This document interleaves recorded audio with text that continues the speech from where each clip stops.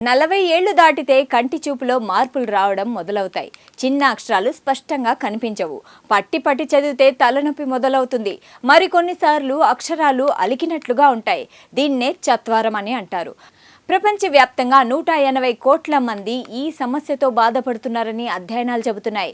ఈ సమస్యకు పరిష్కారంగా వైద్యులు ఇంతవరకు రీడింగ్ గ్లాసెస్ ను యూజ్ చేస్తారు. ఇకపై వాటిని వాడాల్సిన అవసరం లేకుండా లెన్స్డ్ థెరాప్యూటిక్స్ అనే సంస్థ అసెక్లెడిన్ ఆఫ్థాల్మలాజిక్ సొల్యూషన్ ని ఉపయోగించి విజ్ పేరుతో ఐ డ్రాప్స్ తీసుకొచ్చింది. వీటిని రోజులో ఒక్కసారి వాడితే చాలట.